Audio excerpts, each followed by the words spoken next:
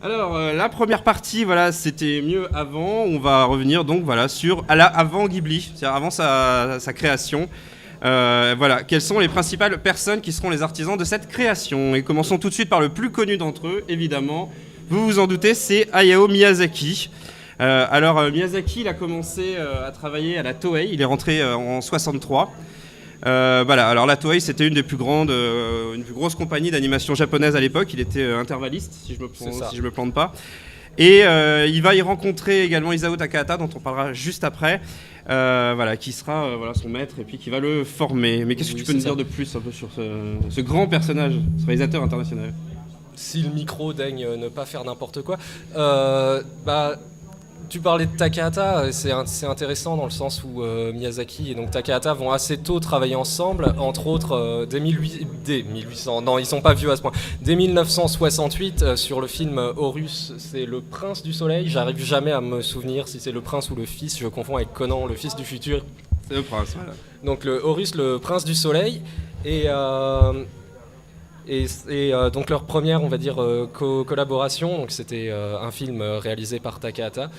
Et Miyazaki, par la suite, il va travailler sur la série Lupin 3, donc qu'on a connu en France sous le titre Edgar de la Cambriole pour de bêtes histoires de droit, de la propriété intellectuelle. Et en 78, il va aussi réaliser le film Le Château de Cagliostro, qui est basé sur la série Lupin 3. Sachant que donc, Miyazaki a deux inspirations principales. Qui sont Yabushita Taiji, qui est un animateur de la Toei, qui a réalisé en 1958 le film Le Serpent Blanc, qui est le premier film d'animation en couleur de l'animation japonaise, et qui a beaucoup touché Miyazaki dans sa jeunesse. Et Osamu Tezuka, donc je pense que c'est même pas la peine de présenter cet homme qu'on appelle aussi le dieu du manga ou le père du manga, enfin il a pas mal de sobriquets. Oui, exactement. Donc du coup il va pas rester tout le temps à la Toei, il va la quitter au bout d'un moment. Oui c'est ça, déjà pour Lupin 3 ça se passe plus à la Toei. Ah d'accord, excuse-moi. Au pire on prend alors. Vas-y, donc il quitte la Toei, vas-y. Lupin 3 déjà c'était plus à la Toei. Ouais d'accord. Et donc en 82, Miyazaki va retravailler sur un manga qui va devenir un classique qui s'appelle Nausicaa, mais on y reviendra. On va passer à la personne suivante, donc on en a déjà un peu parlé, c'est donc Isao Takahata. Lui, il est entré aussi à la Toei en 59 pour en sortir. Je ne sais plus exactement. Alors, je peux pas te dire d'année exacte, mais bon, la sortie de la Toei pour Miyazaki comme pour Takahata, c'est pas forcément très bien passé. Bon, ils étaient un peu engagés de façon syndicale et ça plaisait pas trop à leur chef. Voilà. Donc, on parlait de Horus, le prince du soleil tout à l'heure. Il faut savoir que ce film, en fait, est assez intéressant dans l'histoire de l'animation japonaise. Dans le sens où c'était la volonté de Takahata et de Miyazaki de proposer déjà un film d'une qualité technique supérieure à ce qui se faisait jusque-là, et aussi de proposer un film qui ne s'adressait pas forcément qu'à un public d'enfants. C'était la volonté donc, de certains animateurs de l'époque de quitter un peu ce schéma selon lequel l'animation était destinée aux enfants. Donc ils ont fait Horus, qui est assez intéressant à voir, mais qui malheureusement a été loin d'être un franc succès. C'est un peu pour ça qu'ils ont quitté la Toei après, parce que ça se passait plus très bien.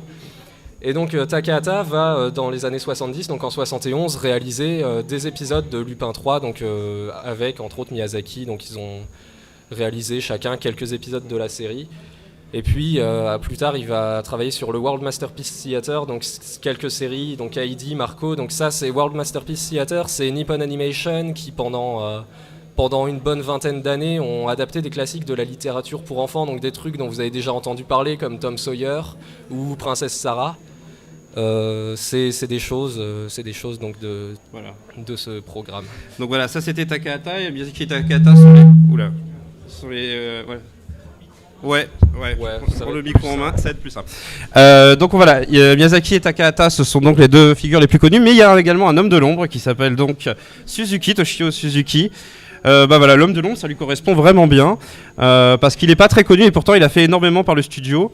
Alors à la base, c'est pas un animateur, c'est quelqu'un qui travaille dans l'édition, c'est un éditeur tout simplement, et il travaille pour une maison qui s'appelle Tokuma Shoten, une grosse maison d'édition, et il va être amené à rencontrer Miyazaki. Je te laisse. Alors dans des conditions assez particulières, c'est-à-dire que est-ce que mon micro marche là? J'ai pas l'impression. Donc En 78, Tokuma Shoten lance un magazine qui existe encore actuellement qui s'appelle Animage, ou Animage si vous voulez le prononcer de façon plus classe. Donc Suzuki va participer à la création de ce magazine. Et 78, pour le premier numéro, il a découvert peu de temps avant Horus, et il veut faire un article là-dessus. Et donc il va contacter Takahata qui en est le réalisateur, sauf que Takahata a pas de temps à lui consacrer, donc il va le renvoyer vers son acolyte, c'est-à-dire Miyazaki. Et ça va pas très bien se passer parce que Miyazaki dit qu'il est d'accord pour parler d'Horus, mais qu'il veut un dossier de 16 pages dans le magazine. Donc voilà, c'est le premier volume du magazine, c'est un peu difficile, un peu pas très réalisable, donc le projet tombe à l'eau. Mais peu de temps après, le film Le Château de Cagliostro sort, et donc il va encore une fois tenter d'obtenir une interview de Miyazaki sur le film. Et donc il va lentement essayer de gagner sa confiance pour réussir à l'interviewer, et ça va finalement payer puisque les deux vont finir par vont commencer à s'apprécier, si bien que il va assister Miyazaki dans la création du manga Nausicaa. Donc ça c'est justement le point suivant, c'est les miracles des transitions.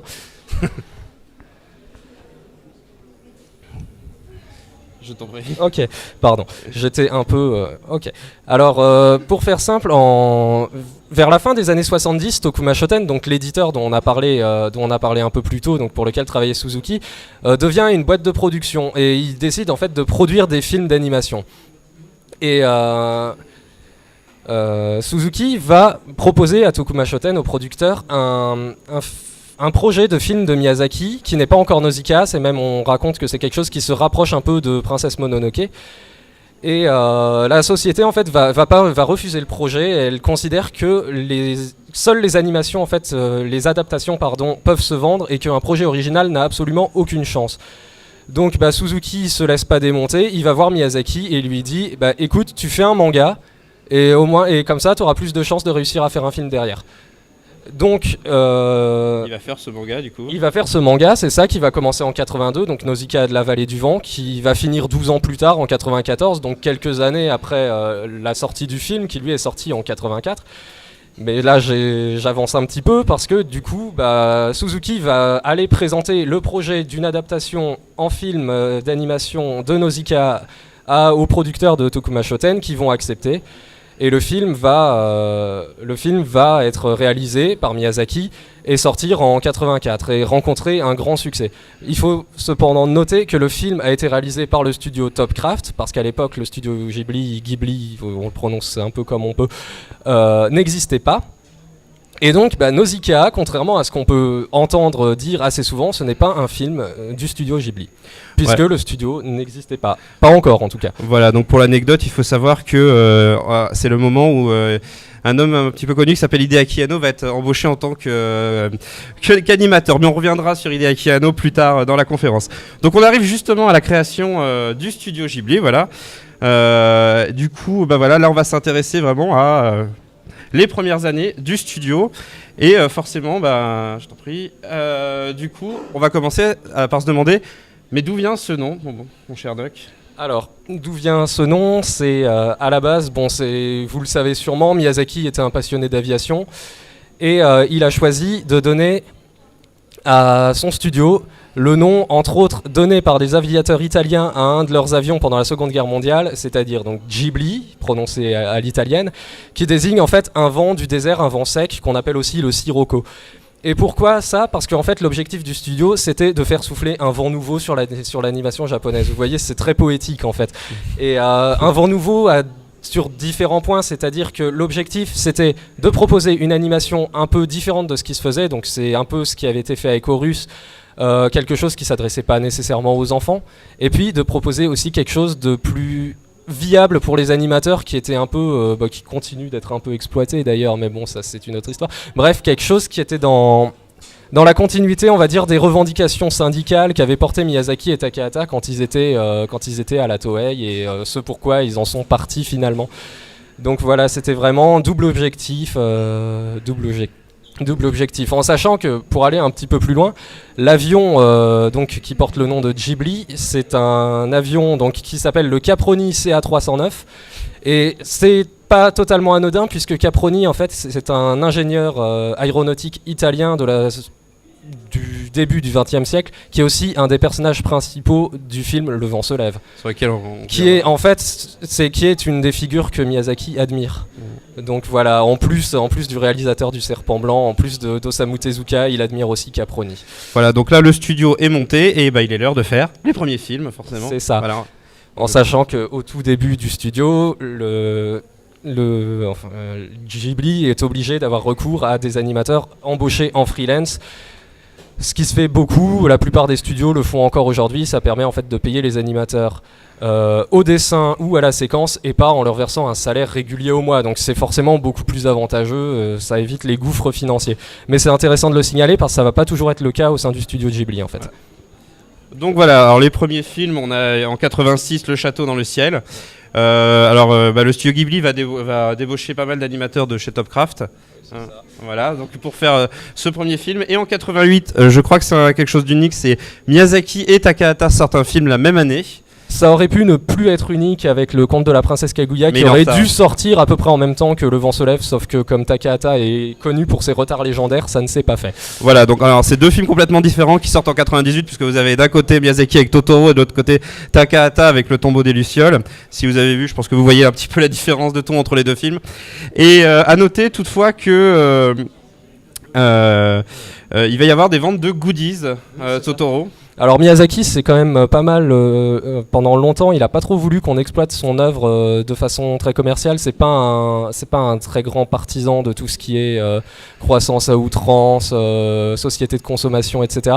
Mais bon, pour l'avenir du studio, il a été un peu obligé d'accepter, et c'est ce qui a un peu permis au début au studio de respirer, parce que les goodies Totoro, entre autres, ça a très bien marché, ça continue d'ailleurs de très bien marcher.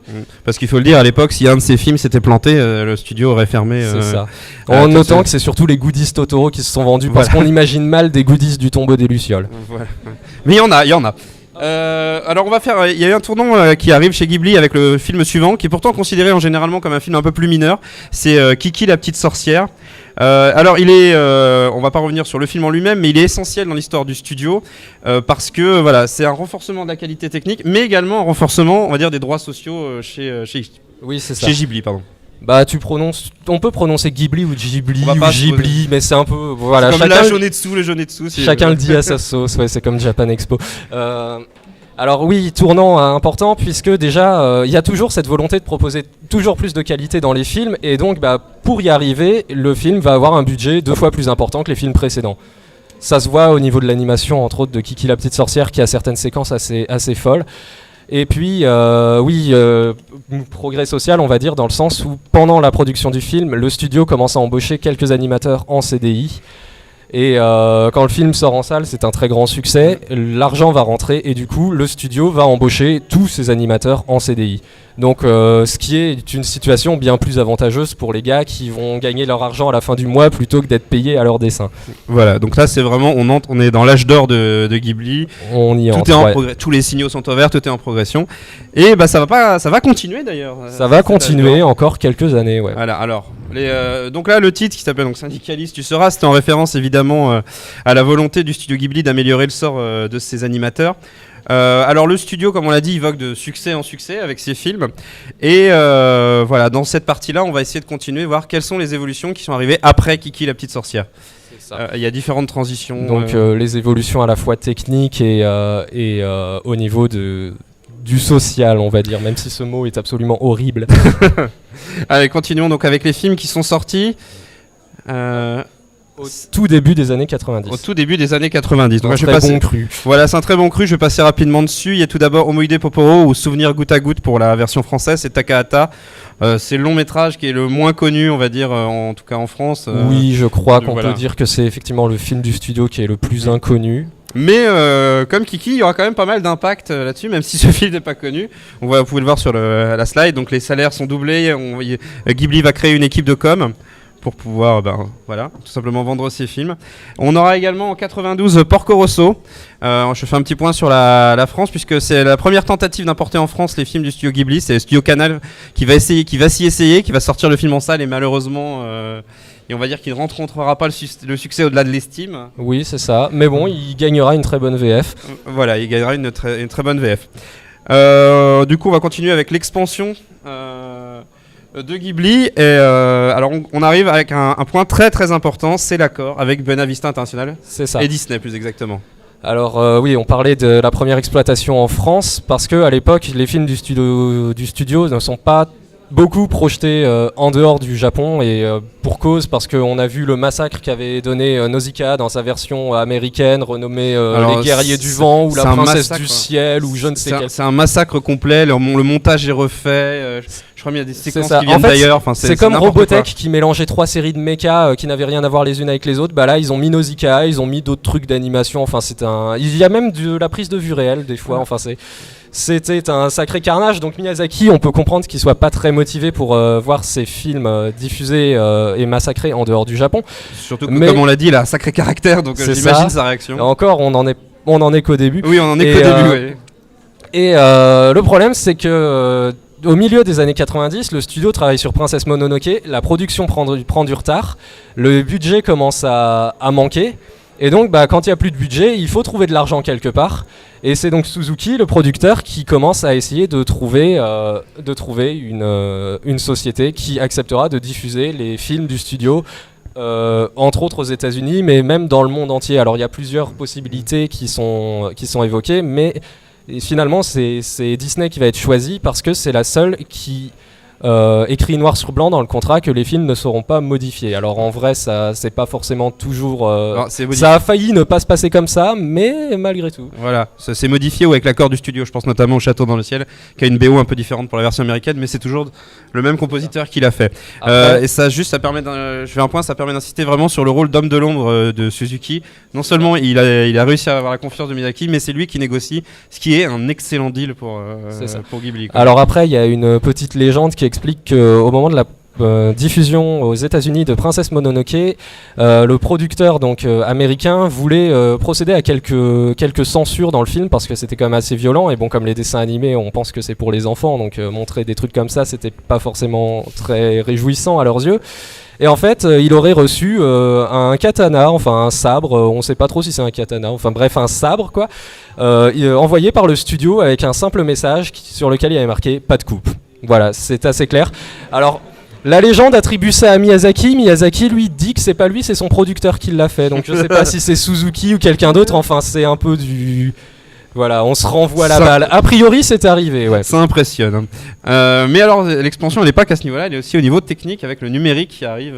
C'est ça. Là, donc tu peux passer avant le numérique, on va parler quand même que le studio, au milieu des années 90, s'installe dans de nouveaux bâtiments qui ont été entre autres conçus par Miyazaki, et ça va leur permettre en fait de centraliser en un seul point beaucoup de tâches qui se faisaient à différents endroits jusque-là. Donc c'est un gain de temps entre autres. Oui.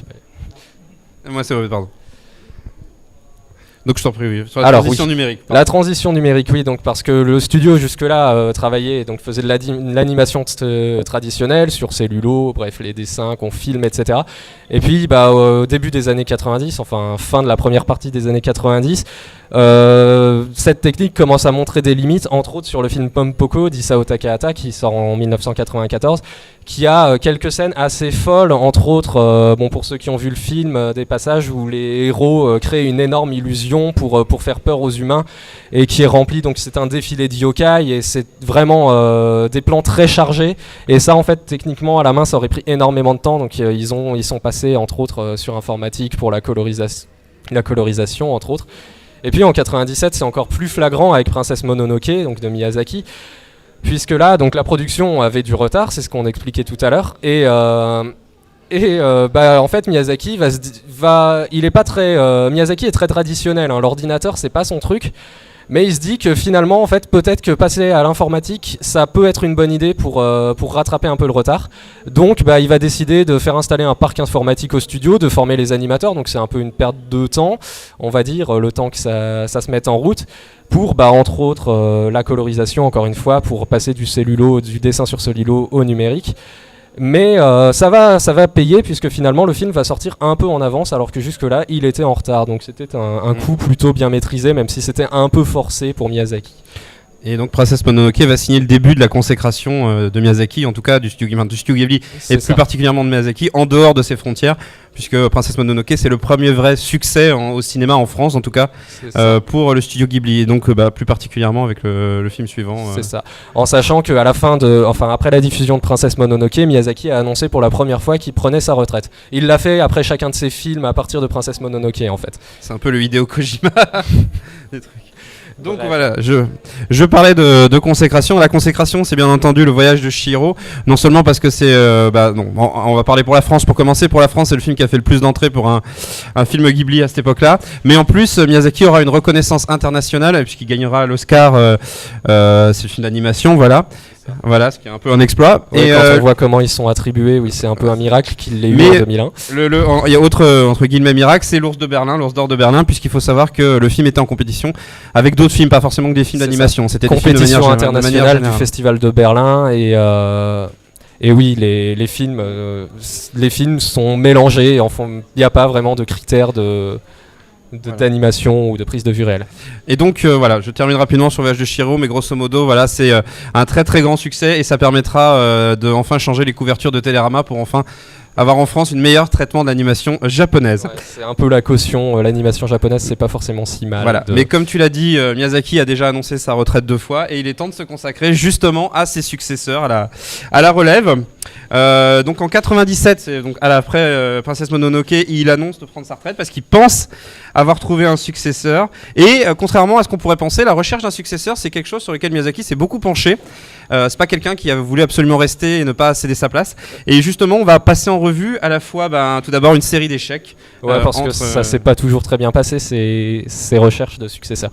Donc, on commence avec Sunao Katabuchi, donc qu'on a surnommé ici le transfuge.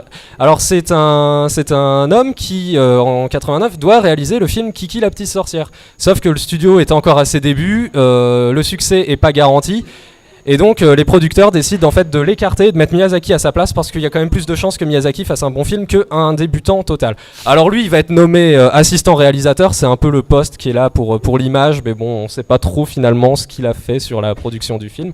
Et puis bon ça va finalement tellement bien se passer qu'en 89 le film sort et lui il quitte le studio en déclarant que c'était très intéressant mais qu'il a envie de devenir indépendant et de ne plus rester dans l'ombre de Monsieur Miyazaki. Donc bon voilà, ça explique un peu des choses. Encore une fois un sacré caractère. Un sacré caractère, ce bon vieux Miyazaki.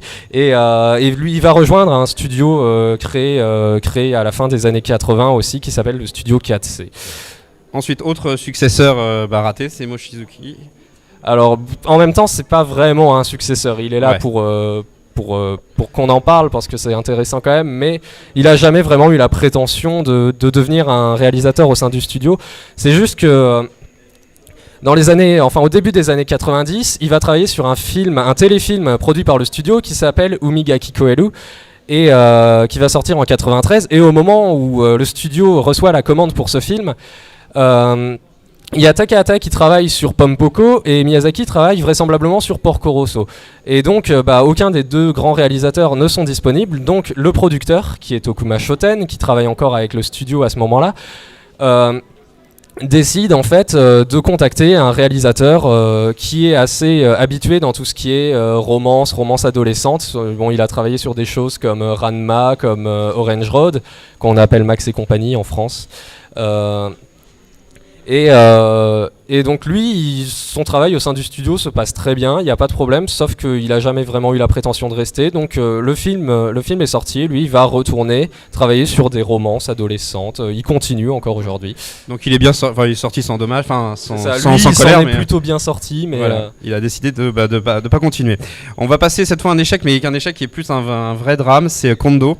C'est un vrai drame parce que c'est un homme qui a travaillé avec Miyazaki et Takahata pendant très longtemps. Je crois qu'il a commencé en 86. Oui, c'est marqué d'ailleurs sur le slide. Il a même commencé avant puisqu'il a travaillé en 71 sur Lupin 3, en 78 sur Conan le fils du futur. Il a été chez Ghibli en 86. Voilà, il entre chez Ghibli en 86 et oui, donc tu peux dire que c'est un vrai homme qui a eu de l'expérience au sein de Ghibli. Il a de l'expérience et entre autres, il a beaucoup travaillé sur Le tombeau des Lucioles. Et en 1995, il réalise Si tu tends l'oreille, donc qui est enfin sorti en France, on l'attendait depuis 20 ans, enfin voilà, c'est pas mal.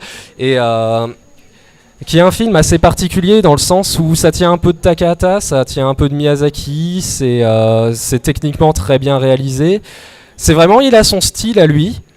Et le film est un succès par ailleurs, et Miyazaki est confiant, il est persuadé d'avoir trouvé enfin son successeur. C'est pour ça que il va travailler, Kondo va travailler entre autres sur Princesse Mononoke. Et quand le film sort, Miyazaki, qui est persuadé d'avoir trouvé en Kondo son successeur, annonce sa retraite, parce que pour lui, la relève est assurée, sauf qu'en 98, Yoshifumi Kondo va mourir d'une crise d'anévrisme, qui est un coup assez dur pour le studio, puisqu'en plus, c'est en 99 que le film de Takahata, Mes voisins les Yamada, fait un flop. Donc le studio se retrouve dans une situation assez tendue, et donc Miyazaki est obligé de revenir. Voilà, et donc on va passer également à un autre successeur, donc Morita. Quelqu'un de discret, peut-être un peu trop du coup. Oui, alors c'est l'homme qui a travaillé donc, sur Le Royaume des Chats, ça se voit à l'affiche. Et c'est quelqu'un, en fait, Le Royaume des Chats, c'est un projet du studio, un projet de moyen métrage. Et Miyazaki veut pas le faire lui-même, il veut que quelqu'un d'autre, un jeune réalisateur le fasse, sauf que parmi les différentes personnes qui ont la possibilité de le faire, il est convaincu par absolument aucune. C'est dont joue toujours Miyazaki voilà. et son exigence. Son exigence. Et puis donc Takahata va parler de Morita à Miyazaki parce que Morita a travaillé sur certains de ses films et Takahata est très satisfait de son travail. Donc Morita va se voir proposer le poste. Il va l'accepter et puis ça va pas très bien se passer au début parce qu'il va se retrouver avec une équipe de entre 300 et 400 personnes à diriger. Quand on n'a pas l'habitude de réaliser quoi que ce soit, c'est un peu difficile. Et puis le film va sortir finalement sans trop de problèmes. Sauf que après ça, il va travailler il a travaillé récemment sur Le Conte de la Princesse Kaguya pour le studio, mais à part ça, en fait, sa carrière a jamais décollé. Il a réalisé Boku no Hero en 2007, une adaptation controversée de manga, et c'est sa seule autre réalisation. Voilà. Et donc on va passer peut-être à une des pistes, on va dire qui s'est éteinte le plus rapidement, c'est Mamoru Hosoda. Tout simplement, lui aussi il a commencé à Toei au début des années 90. Au début il est animateur, il monte petit à petit. Et en 2001, Ghibli va le contacter pour réaliser un script du château ambulant. Et donc le film va commencer à se monter, beaucoup de personnes vont se mettre à travailler dessus. Mais en 2002, il y a veto de Miyazaki qui est pas satisfait du script. Voilà. Et donc évidemment, étant donné qu'il s'est fait purement et simplement remballer, Mamoru Hosoda décide de ne pas continuer avec Ghibli. Et donc le film doit repartir à zéro, complètement à zéro. Et donc Ghibli va offrir à ses animateurs 6 mois de vacances parce que... Voilà, parce que les gars ont travaillé 1 an et demi en fait sur un projet qui ne verra pas le jour, qui est repris à zéro, donc c'est un peu la grosse dépression au sein du studio, donc les vacances ça fait du bien pour le moral des fois. Voilà, alors il faut pas trop s'en faire pour Mamoru Hosoda, on en reparle plus tard, mais il va très très bien s'en sortir, même si je pense que tout le monde est curieux de voir quel script il avait pondu en fait pour le château ambulant. Malheureusement je crois qu'on ne le saura jamais. On ne le saura jamais. Alors là on va passer à la relève, on va dire la vraie. Oui. Entre guillemets. Disons la vraie jusqu'en 2014. Voilà, la vraie jusqu'à il y a 2-3 semaines, je crois. C'est ça. Voilà, on va commencer donc par tout simplement une piste assez intéressante, c'est-à-dire le propre fils d'Hayao Miyazaki, Goro. À l'origine, il n'est pas du tout animateur, il est contacté pour s'occuper concevoir et s'occuper du musée Ghibli. Donc il est paysagiste, c'est Suzuki qui va le contacter pour aider à la création du musée Ghibli et donc il va se retrouver directeur du musée en question. Et puis Miyazaki, depuis très longtemps, il rêve d'adapter le livre Terre-Mer et il a contacté l'auteur à plusieurs reprises pour en demander l'autorisation. L'auteur a toujours refusé, sauf qu'en 2001, il a été oscarisé, donc l'auteur commence à réfléchir et à se dire que c'est pas une si mauvaise idée. C'est pas si con que ça. Et donc c'est l'auteur ce coup-ci qui va contacter le studio pour dire allez-y, faites un film de mon roman. Sauf que la production n'avance pas et Goro Miyazaki, qui a quand même un rêve d'enfant de travailler dans l'animation, avec le père qu'il a, ça peut se comprendre, commence à travailler en fait sur une sorte de projet de storyboard, un peu comme ça pour s'amuser. Et puis un jour, comme ça avance vraiment pas, il montre son travail et Suzuki qui est très impressionné et qui va dire c'est toi qui vas réaliser le film. Sauf que ça va pas du tout bien se passer parce que Miyazaki, lui, il est pas très heureux de cette décision. Goro Miyazaki est quand même soutenu par Suzuki, entre autres par Hideaki Anno, dont on a déjà un peu parlé, qu'Hayao Miyazaki estime beaucoup. Et bah finalement, le film va se faire, mais un peu dans la douleur, avec Miyazaki père qui refuse d'aider son fils, même s'il s'est porté, même s'il est allé voir l'auteur pour dire qu'il se portait garant du travail de son fils, alors qu'en fait il en a rien eu à faire. Il quitte la projection finale. Voilà. On va devoir accélérer puisqu'on est un petit peu en retard. Oui, bah, on a commencé avec 10 minutes de retard. Voilà, on va essayer d'accélérer un petit peu sur les successeurs suivants. Donc le suivant c'est Yonebayashi. Donc, je t'en prie si tu veux dire quelques mots quand même sur. Alors, Yonebayashi a travaillé comme animateur, entre autres sur Pogno sur la falaise. Il travaille depuis le début, enfin depuis les années 90 au sein du studio. Et en fait, c'est pour adapter les chapardeurs. Miyazaki sait qu'il pourra pas le faire. Et il demande à Suzuki qui va le réaliser ce film. Et Suzuki, qui sait que Miyazaki attend une réponse directement, lui répond Yonebayashi. Ça lui est venu comme ça, parce que c'est un bon animateur. Donc ils vont le contacter, et en fait le gars est un peu incrédule, il pense que ces deux aînés sont en train de se moquer de lui en fait. Et au début il refuse complètement de réaliser le film parce qu'il considère que non, c'est pas trop son taf. Et puis finalement il va se faire convaincre, et puis il va réaliser le film. Ça va plutôt bien se passer. Ouais, le film est plutôt bien accueilli, quoi. Et du coup, même par Miyazaki père, ce qui est pas toujours évident. Et puis il a sorti Souvenir de Marnie en 2014, qui est sorti en janvier en France. Et on a peut-être oublié de préciser, mais Goro sortira après un second film, La colline. La colline de Kokiko en 2012. Voilà, avec une relation apaisée avec son père. On va passer donc au successeur toujours. Oui, enfin. Voilà. Successeur spirituel, on va dire. Voilà, maintenant que le studio est peut-être mort, on ne sait pas, on n'a pas encore répondu à la question. Pour la fin de conférence. Donc on va revenir sur un monsieur dont on a déjà parlé, Mamoru Hosoda. Donc il fera une fois que son histoire avec Ghibli se passe mal, il retourne en freelance. D'abord à la Toei, puis après en freelance, il réalisera donc des films qui sont assez connus comme La Traversée du Temps, Summer Wars ou Les Enfants Loups. Pour faire Les Enfants Loups, d'ailleurs, il va fonder son propre studio. C'est ça, qui s'appelle Chizu. Oui, je t'en prie. Non, j'ai dit que le studio s'appelait Chizu. Voilà, et donc il est souvent considéré, en tout cas par la presse, comme le nouveau Miyazaki, parce qu'il faut un nouveau Miyazaki, je sais, voilà. Ouais, voilà. Ouais, comme si on avait un, ça suffisait pas. Mais en fait, quand on demande à Miyazaki qui, à son avis, est son successeur, lui il répond quelque chose de totalement différent, et il est le seul à vraiment y croire. Il répond Hideaki Anno. Voilà. Alors. Donc, vas-y, je t'en prie. Ok, donc Hideaki Anno, on l'a dit, il a commencé à travailler avec Miyazaki sur Nausicaa de la vallée du vent. D'ailleurs, faut lire les témoignages d'Anno sur son travail avec Miyazaki, c'est absolument hilarant, il passe son temps à se faire engueuler, etc. Et puis Miyazaki aime beaucoup Anno et il lui a proposé plusieurs fois de réaliser des films pour son studio, mais Anno a jamais voulu parce qu'il est trop occupé avec son interminable série Neon Genesis Evangelion qui va peut-être un jour finir, enfin on sait pas trop. Et il est plus traumatisé que ses spectateurs. C'est ça, sûrement. Et du coup, le seul truc qu'il a consenti, c'est à doubler Jiro, donc le héros du Vent se lève, le dernier film de Miyazaki. Voilà, et donc il faut savoir, comme tu disais, que Miyazaki répond ça très sérieusement, mais je pense qu'il est à peu près le seul dans l'univers à penser qu'Hideaki Anno va lui succéder. Je pense que même Anno n'y croit pas un instant, en fait. Amour a l'air dubitatif. Bref, donc voilà, il fallait quand même le dire parce que c'est la vie de la personne elle-même, donc voilà. On arrive sur la fin de cette présentation et donc la fameuse question, Ghibli est-il mort ? Eh ben, c'est une excellente question. Voilà. Merci de l'avoir posée. Voilà, parfait. Donc, alors une année entre 2013 et 2014, c'est en 2014, mais c'est produit entre 2013 et 2014.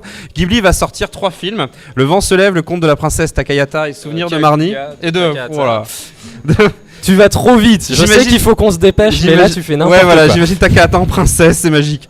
Mon Dieu. Le Conte de la princesse Kaguya et Souvenir de Marnie, qui sont des films dont le succès va être beaucoup plus mitigé, on va dire que c'est pas des flops. Clairement, ce ne sont pas des flops. C'est à nuancer parce que la princesse Kaguya a coûté 2 fois plus cher qu'il a rapporté. Donc oui, on peut dire que Kaguya est un flop. En même temps, ça a pris 8 ans de production. Le Vent se lève a très bien marché, il a rapporté beaucoup d'argent, mais c'est n'importe quel film en fait aurait été un énorme succès avec ses chiffres, mais pour le studio c'est pas suffisant en fait. Et Marnie a pas trop mal marché, mais c'était pas non plus un. Mais le vrai problème, c'est pas forcément ses succès en demi-teinte, ou plus pour Kaguya après c'est plus discutable. C'est véritablement que le studio va subir des départs en cascade. Alors voilà, on a parlé des trois personnes qu'on a parlé au début. C'est Miyazaki, Takahata, Suzuki vont quitter le studio et vont prendre vraiment leur retraite pour le coup. C'est ça. Et ça va un peu plus loin que ça puisque Goro Miyazaki actuellement il a fini de réaliser une série animée pour le studio Polygon. Et donc on ne sait pas s'il va revenir. Et Yonebayashi, il y a 3 semaines, il a annoncé qu'il voulait réaliser un nouveau film. Et il y a 2 semaines, il a annoncé qu'il avait quitté le studio. Donc voilà, il n'y a plus de réalisateur au studio.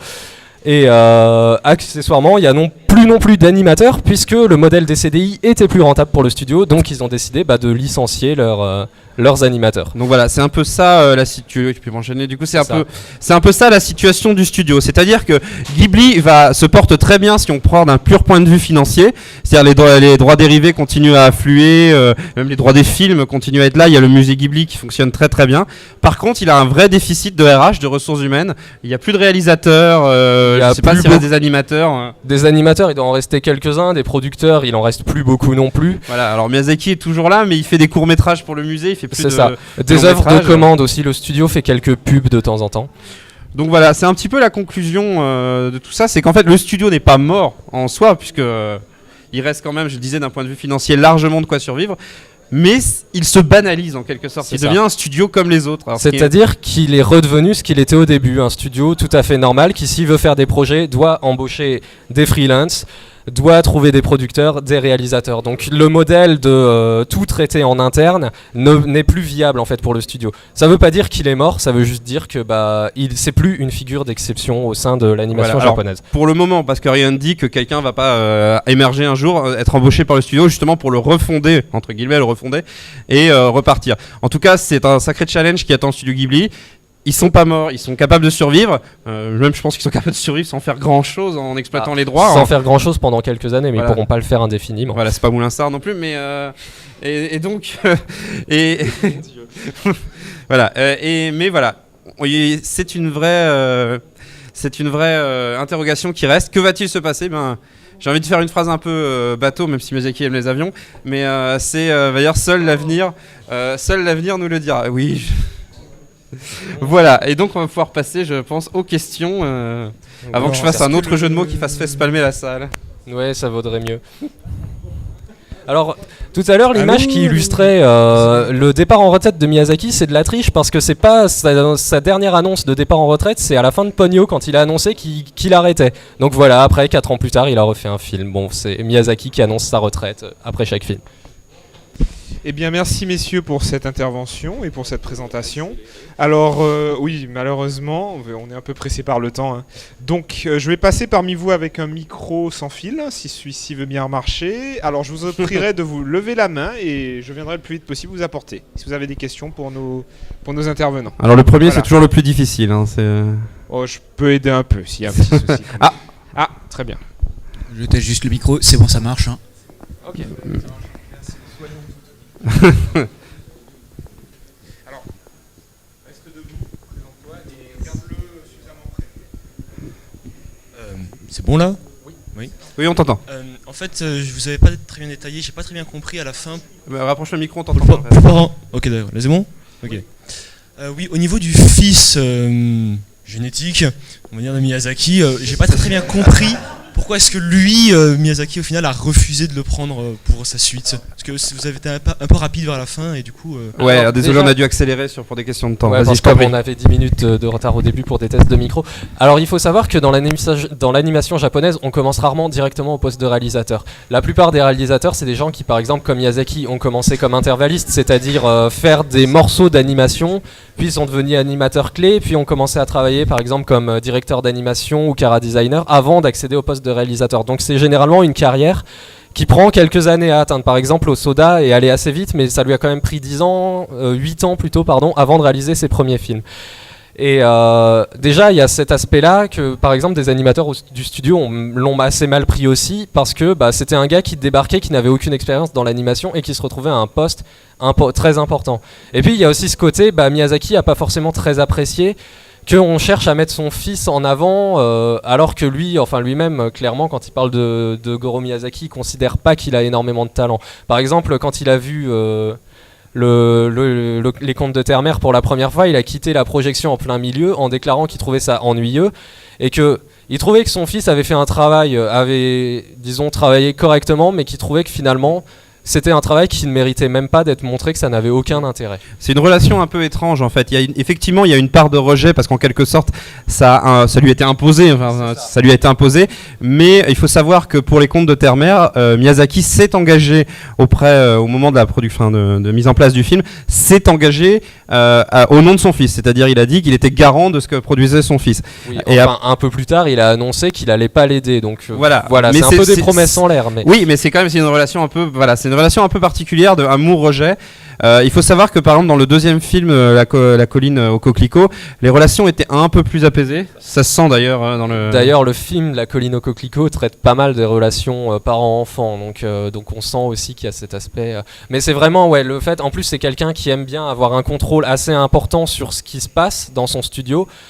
Et le fait qu'on lui impose quelque chose de cette manière, je pense effectivement que ça lui a pas plu. Surtout que lui, effectivement, il considérait pas son fils comme quelqu'un qui était fait pour faire de l'animation. Et vraiment, pour donner une idée du caractère, c'est ce que tu disais tout à l'heure, il faut aller voir les dessins d'Hideaki Anno quand il raconte son travail avec Miyazaki. C'est tristement drôle parfois de voir tellement il s'en prend plein la tronche, mais c'est formateur. Donc c'est un peu une école à la dure, à l'ancienne. Ah oui. Et donc Goro vient un peu bouleverser cette espèce de méritocratie ou de reconnaissance en tout cas imposée. Mais voilà, il est pas totalement rejeté, mais pas totalement accepté non plus. C'est un statut un peu bâtard. Eh bien, très bien, merci pour cette première question. Quelqu'un d'autre a-t-il une question pour nos intervenants ? Au fond, ouais. En fait, vous avez dit que Kaguya avait été un flop et je savais pas du tout, et parce qu'il avait été nominé aux Oscars, donc en fait je voulais savoir si c'était en quoi c'était un flop. C'est juste par rapport à la recette ou à l'argent qu'il a généré. Kaguya, c'est un film, Takahata a mis 8 ans pour le produire, c'est-à-dire qu'il a encore plus pris son temps que d'habitude, et Takahata en fait est célèbre au sein du studio pour déjà ne pas respecter les délais et ne pas respecter les budgets. Pour faire simple, Kaguya a coûté quelque chose de l'ordre de 5 milliards de yens, je crois, à produire, et pour son exploitation en salle au Japon, il a rapporté 2,3 milliards de yens. Donc on voit déjà là qu'il y a un problème. Après, c'est un film d'une très grande qualité technique.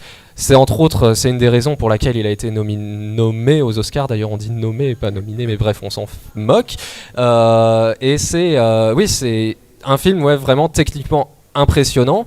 Bon, on a vu ce que ça avait donné aux Oscars. De toute façon, il faut savoir que les jurés des Oscars pour les dessins animés, généralement, ont vu que 2 ou 3 films. Ils regardent pas la totalité. Donc, généralement, c'est Disney qui gagne parce que c'est celui que les jurés sont allés voir avec leurs enfants.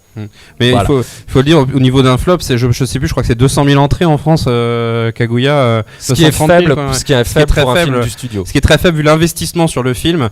Pour le reste, la qualité, chacun jugera, mais voilà, ça reste quand même pour un film qui a demandé autant de temps, ça reste quand même assez décevant en termes d'entrée tout simplement. Oui, c'est ça. Ce qui n'empêche pas le film d'être effectivement très réussi et visuellement assez impressionnant. Merci une fois de plus. Une autre question peut-être ? Bon, très bien. Écoute, moi j'ai une question pour vous parce que forcément, ce bon vieux Miyazaki est un personnage haut en couleur, c'est vrai.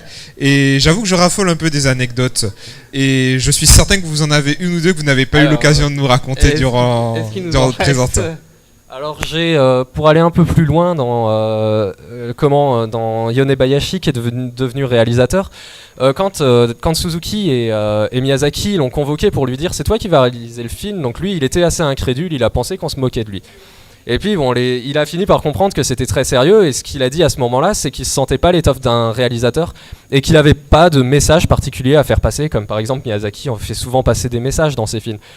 Et ce à quoi en fait Suzuki et Miyazaki lui ont dit ne t'en fais pas pour ça, les messages tu t'en moques, c'est déjà dans le livre de toute façon, et puis de toute façon si tu fais n'importe quoi, on sera là pour t'arrêter.